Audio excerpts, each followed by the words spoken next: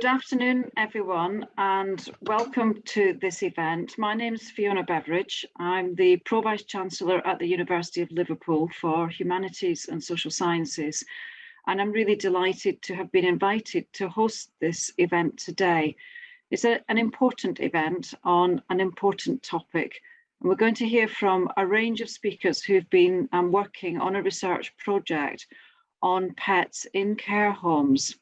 But before we move into the main event, I can perhaps just outline some housekeeping rules and just check that everyone's comfortable with our Zoom event today. So we've asked people to join with cameras off and with microphones off, and I can see that everyone's done a really good job of reading the instructions and doing exactly that. So that's great. And for those of you less familiar with Zoom, you might also find it best to be in speaker mode so that you can see the speaker very clearly when they're speaking. We will have some slides showing as well from time to time. The event is being recorded and the recording will be available afterwards. I know that many of you will have questions today. We're going to have the chat function running throughout the meeting, so you can put your questions, and I would encourage you to put questions into the chat as we go along. But when we move into the question and answers, I'll also be able to take live questions. I'll ask you to put your hand up or to let me know through the chat that you have a question, and we'll take as many questions as possible when we get there. I also know that not everybody can stay right to the end of the event. I know some of you have other things you need to leave to attend. So it would be great if you could leave your thoughts or questions in the chat, and we can pick them up even if you've left by that point. And we can also have feedback from people afterwards by email if you have thoughts after the event and you haven't been able to leave those thoughts or raise them through the Q&A session. So this project, looking at the issue of pets in care home, has been supported by the University of Liverpool and the University of Lincoln, and also by the Dunhill Medical Trust. And we're very grateful to all three for their support. And I'm also very grateful that so many people have made time to come to this event today. I think we know that this is both an important and an emotive issue, one that's been around for a long time. It's an evergreen issue. I think the events of the last 18 months have helped to focus our attention a little bit more perhaps on care homes and our approach to the admission of older people to care homes, the arrangements for the comfort and well-being of people in care homes. But we focus particularly on, for example, the visiting of relatives, the ability of people to come in and out of care homes easily, to be able to leave and go out and about, and so on. All of the things that have been very directly impacted by COVID. This issue about taking pets into care homes is an evergreen issue, though. But one that's very important for the people affected by it, both the residents of care homes and their carers, and of course the family members who have to deal with this difficult issue sometimes about older people not being able to take their companion animals with them when an admission to a care home is being mooted and discussed and arranged. So I think it's really important that we've got some research that's focused on a range of different experiences, the experiences of different people in different parts of the sector who face this issue and of residents themselves. And we'll hear very shortly about the research project. So today's event has presentations, first of all, from people who have been directly involved in conducting the research. Then we'll have a short comfort break at around 1:55 so that we can all step away from the screen for a few minutes, stretch our legs, exercise, grab a cup of coffee, whatever. And then we'll move into the Q&A session before we have some wrapping up thoughts from some of the presenters. And we will aim to finish no later than 5 to 3, because we all have other things to move on to, and we all do need these little breaks, I think, between meetings.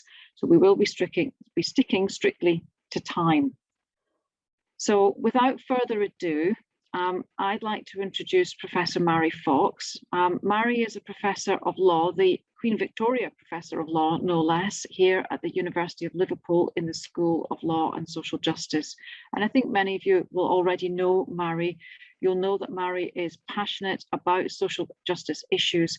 She's also passionate about animal welfare, and those things come together in her interest in animal law. So, Mary, I'm coming to you, over to you to introduce this research project and to introduce your co-researchers. Thank you. Thanks very much, Fiona, for the welcome and introduction. And just to echo Fiona's thank yous to everyone at what I know is a really busy time, and many of you have contributed and supported the project already in a variety of ways. So we're very grateful to have you here today. I'm just going to move to sharing my screen. So hopefully everyone can see the screen. And I want to say just a few words of introduction about the project and the broader context in which we've been working, to look at some of the underpinning context, because today's workshop, the invitees are primarily for this workshop interested academics and charities that we've engaged with in the project. So what we've been attempting to do in the project is develop some relationships with interested charities to inform our work. And I think for the purposes of today's meeting, I've called this Why Pet Loss Matters. I think for these participants, there's so much experience about why pet loss really does matter. So I'm speaking to the converted here, but I just wanted to say something about the terms that we're using in this project, and to say something about the concerns that animated it, and then, as Fiona said, who the researchers are. Around the time that we started the project, and I must here acknowledge, sadly she couldn't be here today, but Sue Westwood, who's a legal academic at the University of York, introduced Mo Ray, who's the co-researcher on the project. Mo's Professor of Health and Social Care at the University of Lincoln. And Sue introduced us to think about this project. And around this time, a fairly high-profile media campaign was taking off, which sparked a change.org petition to let elderly owners keep their pets. And it was inspired by the case of Paul Parvey, who was living in a care home in Scotland and was faced with the choice when new managers came to the home of either relinquishing his care space or giving up his pet dog, who was a miniature schnauzer called Darcy. And this generated quite a lot of attention. And Sue and I had talked at different times in the past about her interest in care homes, my interest in animals. And so the original ideas of the project were very much motivated by Sue, and she's still doing really interesting work on care homes. And the title for the project actually came from an interview that Bob Harvey did, where he talked about what Darcy meant to him. And he started off saying he means the world to me, and talked about Darcy as being family and how it would break his heart if he was separated from his dog. And so we began to think about the implications of separating people, about the issues of human-animal companionship, and what that might mean in care spaces, and how, as a lawyer, I was interested in thinking about how law might respond to this particularly. And Bob and Darcy's case certainly is not an isolated one. So to give you a sense of the context, and I think it's a context where actually there are very few facts and figures. So our project is small. It's a qualitative project and a desktop-based project. But it's clear that this is a significant issue, which, as Fiona said, does recur every so often on the political agenda. And for instance, back in 2010, Nigel Waterson, a Conservative MP, introduced a private member's bill called the Care Homes and Sheltered Accommodation Domestic Animals Bill, which didn't get anywhere, but attracted quite a lot of attention and support in Parliament. And he said that one of the staggering facts of this was that around 38,000 healthy animals are euthanized every year because they are being forced, their owners have been forced to give them up when they move to care spaces. And he pointed out how euthanasia was often the consequence, something that we'll pick up later in the meeting. So these kinds of concerns were what prompted us to think about this project. And just to say a little bit about the project then, essentially there were two strands to the project. And what we're going to talk about today is largely the first strand, but there's very much a focus on the lived experience of older people and their families and those who deal with them. So it involved 30 semi-structured interviews with care home residents, friends, family of older people, staff, managers, professionals working with them. And the heavy lifting on the interviews was certainly very much the domain of Michael Toes, who's going to speak to us later. He conducted these interviews and Michael will speak about some of his experiences. And then we also carried out, to provide some sort of context to that, we carried out interviews with charities concerned. So charities looking either at the rehoming of animals or the relationship with animals and older people. So some charities like Our Special Friends and the Cinnamon Trust, for instance, work across the human-animal boundary. And I think one of the things that really has come out of the project is how much lots of the bigger animal rehoming organisations are engaging with this issue or have done in the past. And then the second strand of the project is really about the role of laws. It's much more desktop-based and exploring law in mediating, governing and regulating these interspecies relationships in care homes. And to that, we're indebted to the work of Dr. Carol Gray, who is here in law school at Liverpool, although she's also just moving to a new post in Harperley. So it's been an interdisciplinary project then involving Carol, who's a vet, me as a lawyer, Mo, who works in health and social care and gerontology, and Michael, he's based in a medical school and also with a social gerontology background. Today we're going to talk about three aspects that we've taken up in briefing documents. So we're going to look at what we think might be some lessons for care homes, for social workers, and in relation to animal welfare.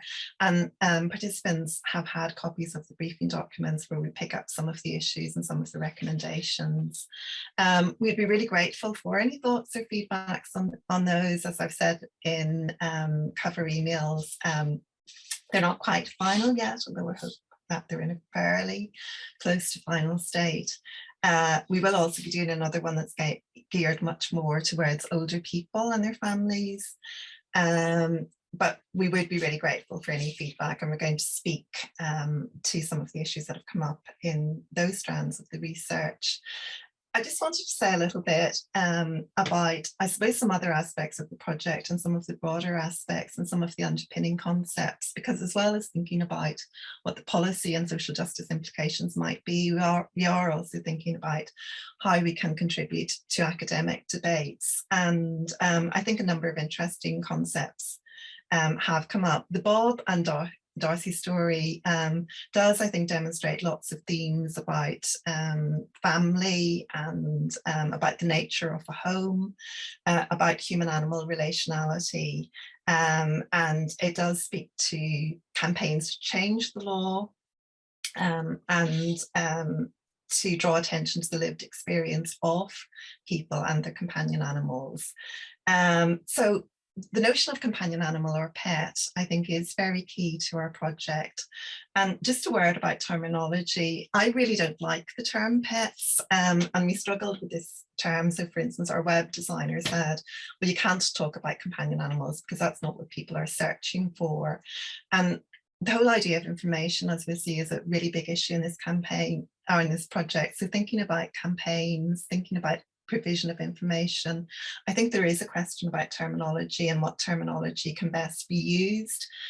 And actually, as I've begun to think about it a little bit more, while my own inclination would be to think about companion animals, and I think that's true for all of us who are researchers on the project, there is something about the term pet that I think perhaps better captures the relationship between older people and their animals in this sort of context.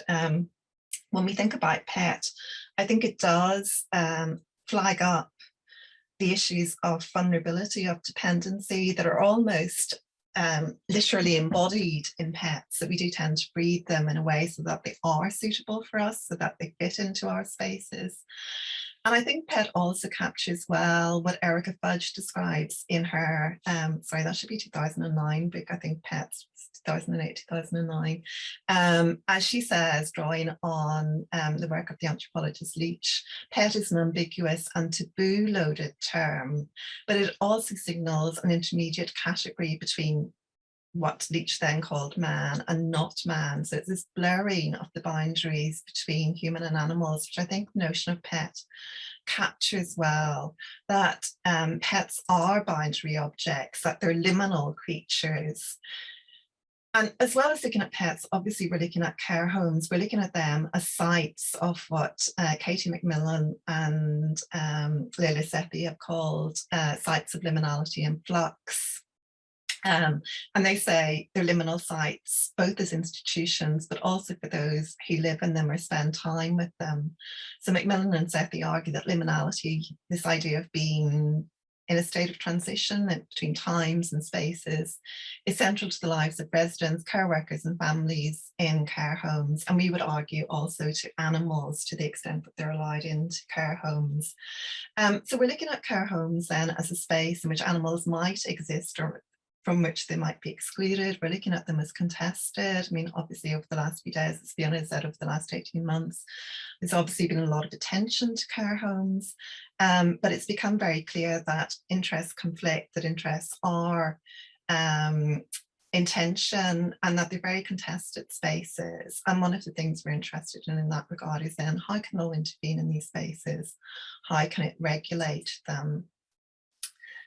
We're also interested in how law might respond to the issues of separation and loss, because we look to law not only to regulate, but to give us some kind of recompense for losses or separations that occur. And in thinking about loss and separation in this context, it's become clear that the loss is often unacknowledged, the loss of the animal-human companionship. And it's something that occurs, and some of the other talks will speak to this more. It's a loss that occurs at a time whenever the older person typically experiences a whole range of losses. They might have lost spouses or partners, they're losing their home when they move to a care space, they're losing mobility and sometimes health. And on top of that, they're potentially losing an animal and that friendship. And it's a form of loss that perhaps is not always recognised, it's hidden or it's downplayed. And I think there the notion of disenfranchised grief, which has become quite prominent in lots of the social science literature, is really instructive. And this idea coming from Roy's really nice overview of it in 2019, when she says, it's about painful losses, which are minimised. Visible evidence of certain types of grief, she says, seems to disappear from public sight.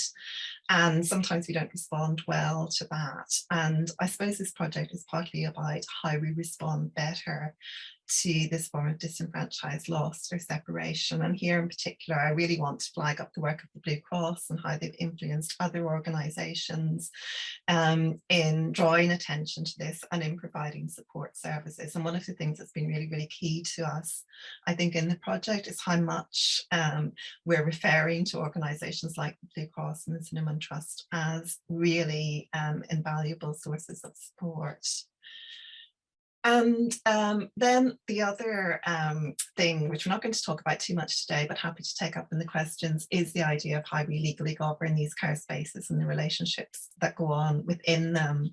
And one of the things we have found in the project, which we'll talk a little bit about, is a degree of resistance to law. And perhaps this isn't surprising. So care home managers can be resistant to the idea of yet more law, yet more bureaucracy when they're already in a highly regulated environment.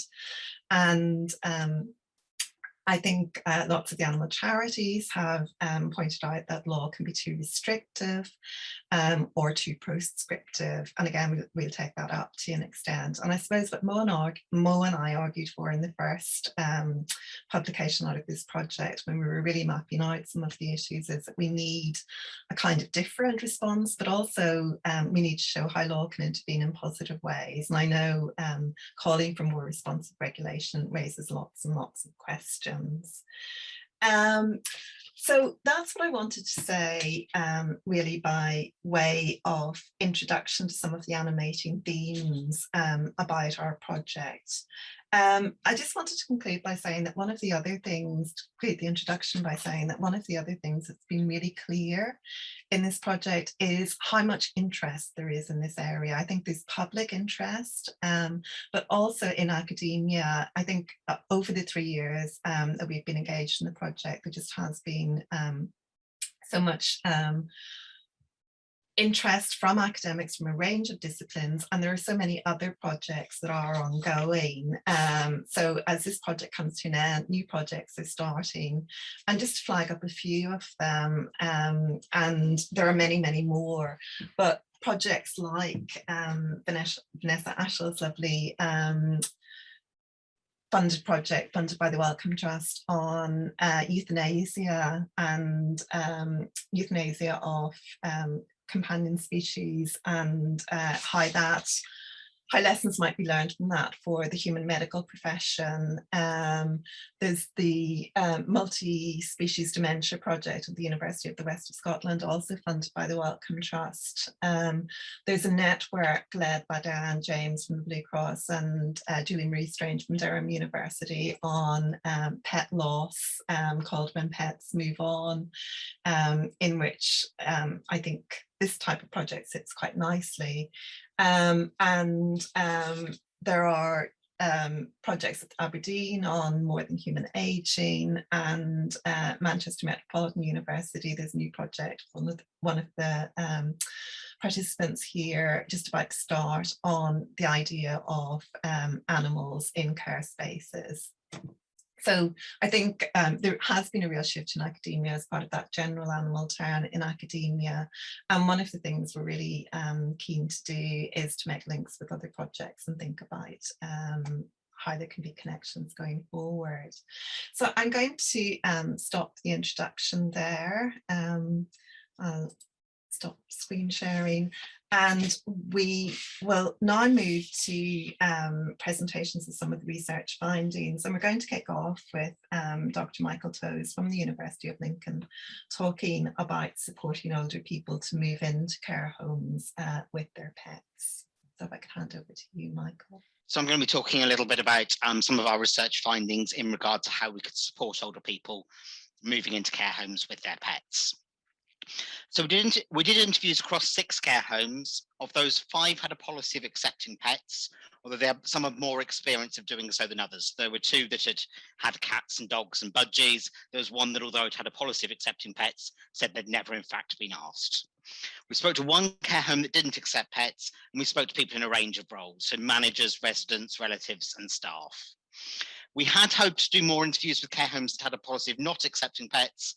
Unfortunately, COVID-19 struck, and at that stage, it wasn't appropriate to continue approaching care homes.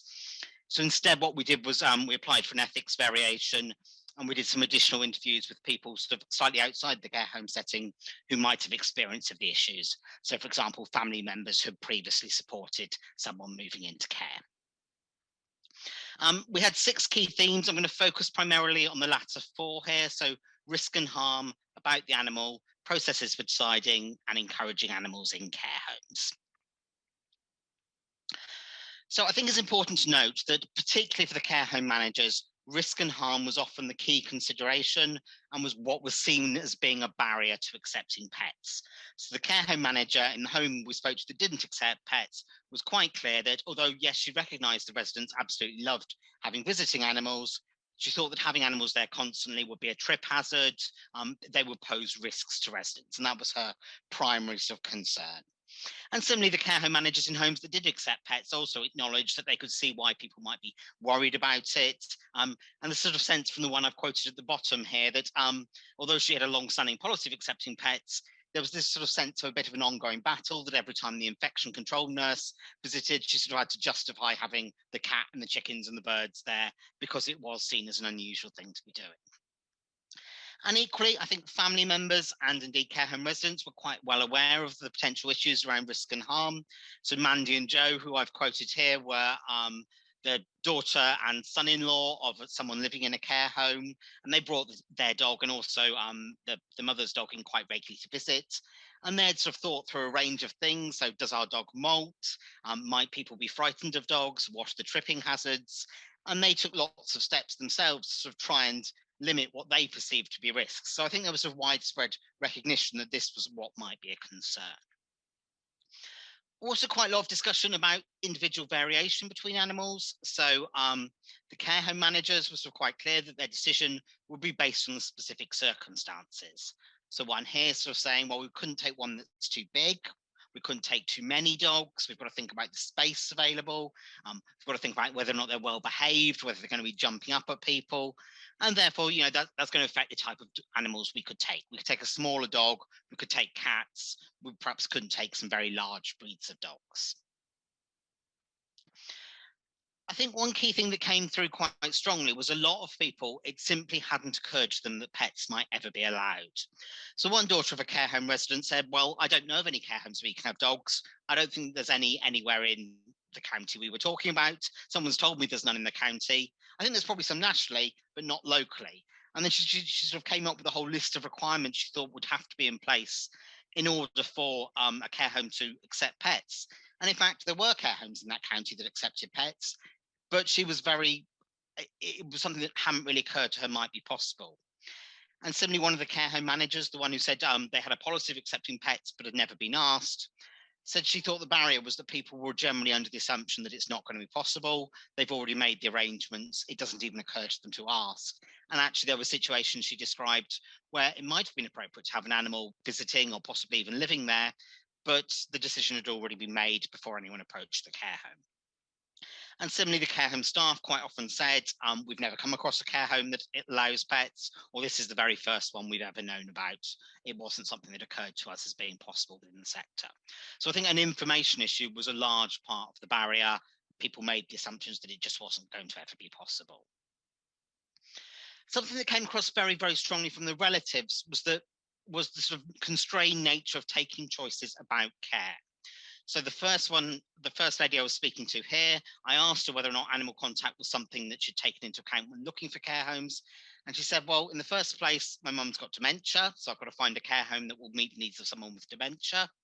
My mum's got mobility issues, so that rules out a lot of older converted houses because they're not suitable for her mobility needs. Mum's a bowel cancer survivor, so I need a care home with an ensuite facility. So by the time I've taken all these other factors into account, I'm trying to consider something like animal contact just really wasn't practical. There were so many other things around mum's care needs I needed to address first. And a very similar point from the second one there, that she was looking for a place for her mum and her dad. Her dad had quite specific care needs, her mum didn't, and that really narrowed it down to only 2 care homes. One of them wasn't very good, and therefore really there wasn't much choice at all, let alone taking into account whether or not an animal would have been able to visit them. And as a result, what family quite often described was feeling that they actually had very little choice. So this was a written statement. The person who gave this to us didn't really want to participate in an interview, I think because they were still quite upset about the situation. But they gave us a written statement about their great-grandmother, who had 2 cats who'd been with her for almost 13 years. They had to have them rehomed because the care home wouldn't consider taking them. It was very upsetting for all involved. And I think highlighting here this issue of multiple losses. So the great grandmother had lost her husband, she'd had to move out of her home, and now she had to give up her cats as well. And I think there was a sense that actually this, these multiple losses really sort of affected her willingness to keep going. It had a very significant impact on her well-being at the end of life. On a more positive note, as I said, we did speak to several care home managers in homes that did accept pets and who recognised the importance. So the first one quoted here had taken an inquiry from a social worker that morning from a prospective resident who didn't want to leave a cat behind. And she was saying actually she thought that was extremely positive. If they can bring in a cat that they've got a relationship to, it'll help them settle into the home. She was very keen to support that. And similarly, another care home manager who'd had experience of having a dog living in the home highlighted the extent to which it gave the residents something to focus on, gave her, it sort of prevented her from feeling lonely, and actually that sense of homeliness, that the dog slept beside her in its little bed, just as it had done back before she came into the care home when she was in her own home. I think care home managers stressed the importance of planning in all of this. So quite detailed processes. Several of them had sort of pro forma forms they used, that they would do a home visit, that they would check on vaccination, flea tablets, worming, the health of the animal, decide who's going to do what. So are the families going to come in and offer some support? Is there some support that the lead care worker could offer? Or what can the resident do themselves with some support? And they all, I think, all the ones that accepted pets really kind of stressed the importance of that process, having it documented, and indeed, in some cases, that the animal might have a care plan that was really quite similar to what a resident's care plan would look like. I think one thing that came across quite clearly was the importance and the role of other organisations. So we spoke to some rehoming organisations. I think the sense I tended to get from them was that while animals from this situation weren't necessarily a huge proportion of the animals they took, so this one here estimated about 5%, they were often perhaps more difficult animals to take in, because often they were older animals that came with existing veterinary needs that might not be easily rehomed, and therefore they would have to be placed in foster placements and have a kind of ongoing care need for the charity. Also, one thing that quite interesting in the sort of latter phase when we went out more broadly was actually a dog sitting company came to us, and they sort of spoke about the fact that actually they quite often got approached in these kind of situations. So this manager described a situation where they were looking after a dog for about a 5-month period after a gentleman had a stroke. And ultimately what did happen in that case was the dog moved in with the owner into a care home. And they've been quite involved in advising on and supporting that process. So because the nephew was looking after this older gentleman's interests and he lived some distance away, and they were the ones who've been looking after the dog, they offered advice on what the dog's needs were, whether or not the care home environment would be suitable for that dog. We did discuss this question of whether or not there should be a change to the law. I've got here kind of two slightly different perspectives, which I think probably reflect kind of the kind of main split in opinion, perhaps. So the first person here thought that a change in the law to place some kind of requirement on care homes to consider pets would be helpful, because it would formalise the situation. It would make it easier for residents and relatives to feel that they could ask. It would be a sort of clearer state of play, makes the rules quite clear. So she thought actually having some kind of legal requirement would be beneficial.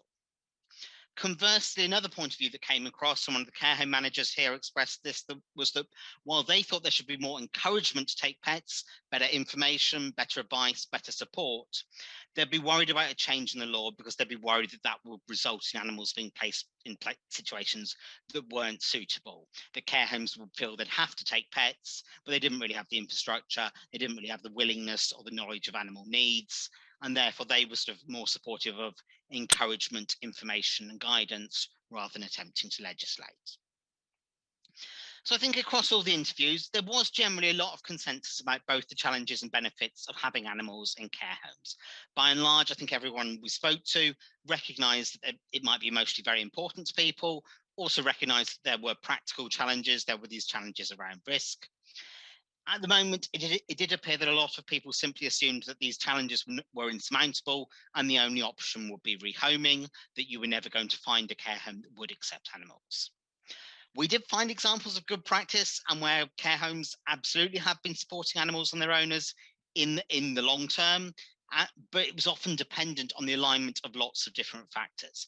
So often you needed a sympathetic, supportive family who could offer support, a care home where the staff and the managers were really committed to including animals, social workers who knew how to match families with supportive care homes, and also sometimes the involvement of these third sector bodies or organisations like the dog sitting organisation.